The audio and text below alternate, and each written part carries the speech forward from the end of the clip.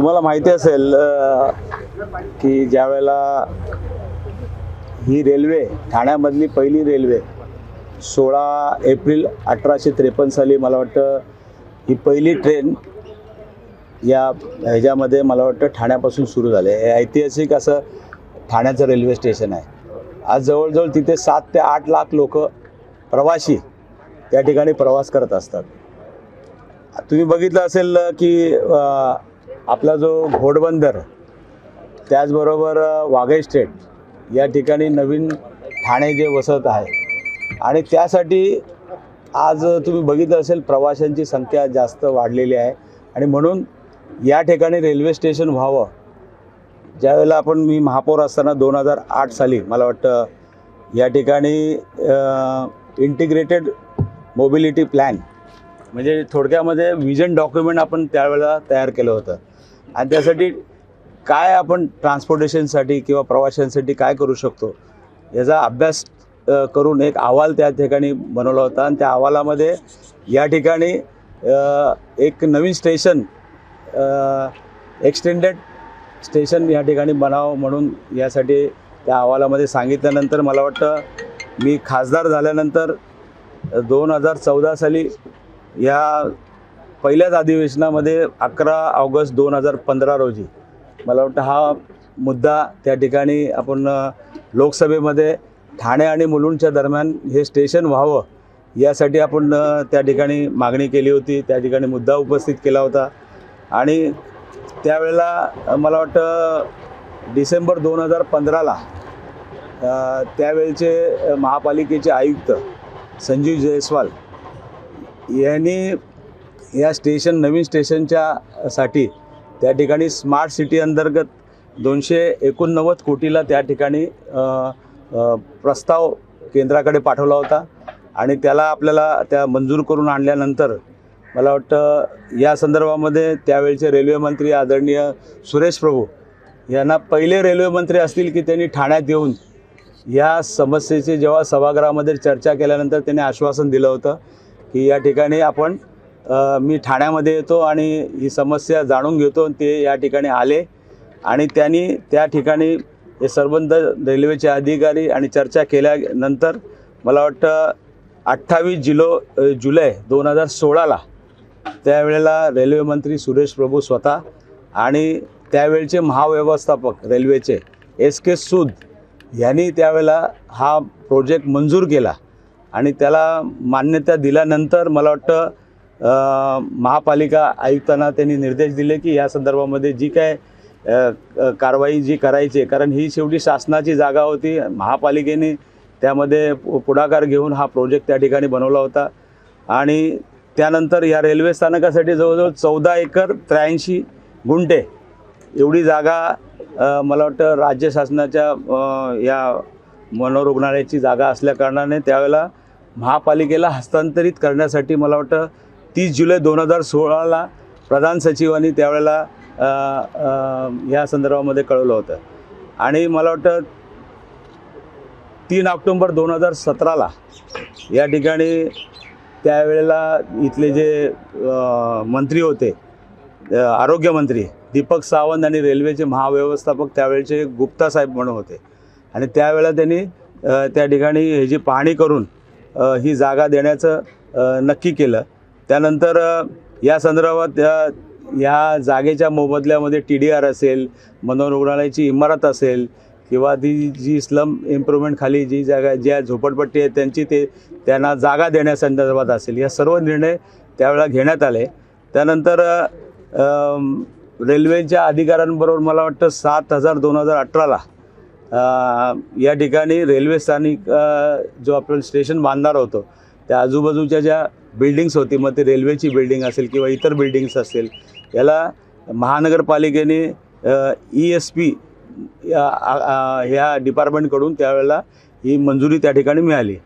त्यानंतर 18 फेब्रुवारी 2020ला या नगर विभागाने मला वाटतं त्यासाठी रिझर्वेशन टाकायला पाहिजे होतं आणि म्हणून नगर विकास खात्यातर्फे या स्टेशनचं आरक्षण म्हणून या ठिकाणी आपण रिझर्वेशन त्या ठिकाणी टाकलं आणि 2010 साली या ठिकाणी कोर्टाचं मॅटर्स त्या ठिकाणी सुरू झालं आणि 13 वर्ष आपण ह्या हायकोर्टामध्ये त्या संदर्भामध्ये लढा देतोय.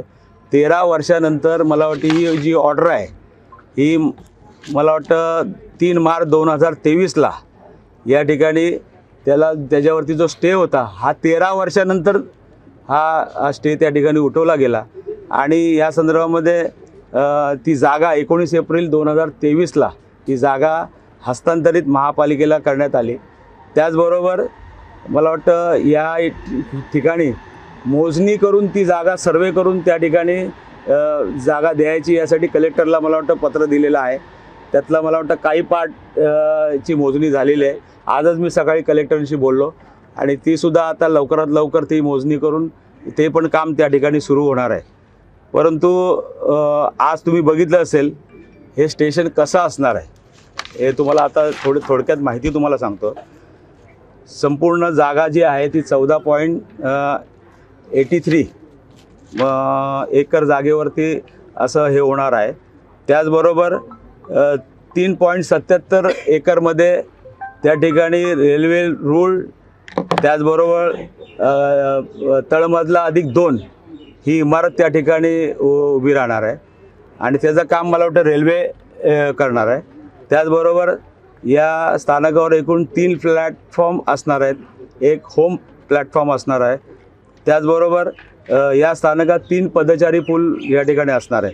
तुम्हाला माहिती असेल आपल्या बाजूला असलेली आनंदनगर वसाहत याला सुद्धा कनेक्टिव्हिटी आपण देतोय. त्याच्यावरती ओव्हरब्रिज टाकून इकडून तिकडे जाण्यासाठी ती व्यवस्था या ठिकाणी एक मुंबईच्या दिशेला पूल देतोय आपण.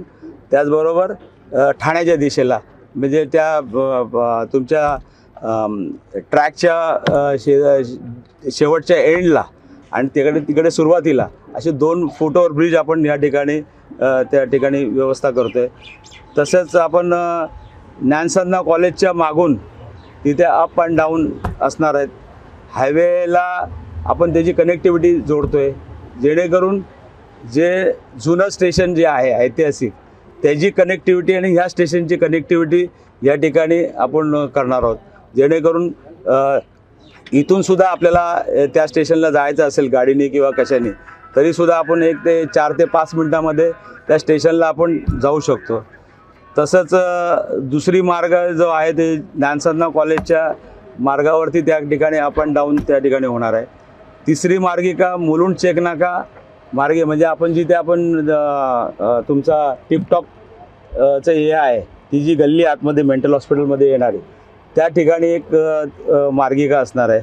त्याचबरोबर मुंबईला जाणाऱ्या गाड्यासाठी होम प्लॅटफॉर्म मला वाटतं त्या ठिकाणी आपण करणार आहोत. कर्जत कल्याणच्या दिशेला जाणाऱ्या गाड्या आणि 2 आणि 3 प्लॅटफॉर्मवरनं सुटणार आहोत. म्हणजे थोडक्यामध्ये ज्या लोकांना इथे उतरायचं असेल इथे उतरू शकतात. कल्याणला ज्या जाणाऱ्या गाड्या आहेत त्यासुद्धा या ठिकाणी स्टॉप होणार आहेत.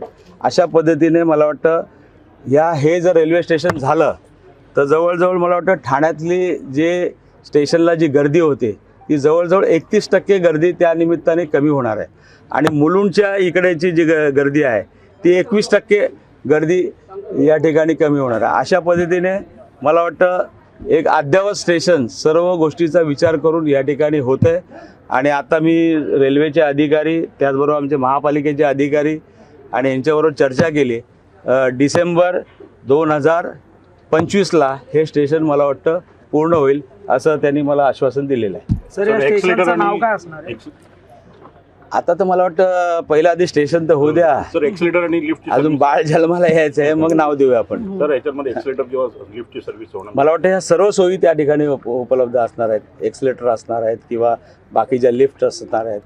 म्हणजे अद्ययावत स्टेशन या ठिकाणी आपण हे बनवतो.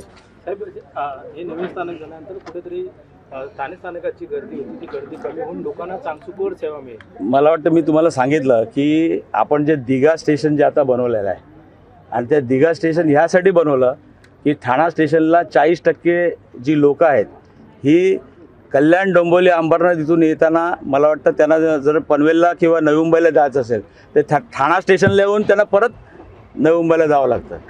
ती डायरेक्ट कनेक्टिव्हिटी आपण कळव्यावरनं डायरेक्ट तुमच्या दिघ्याला एलिव्हेटेड हे केलेलं आहे आणि ते सुद्धा मला सांगायला आनंद होतो की ते माझ्या कारकिर्दीमध्येच ते काम, मला वाटतं आता दिघा स्टेशनचं काम पूर्ण झालं आहे.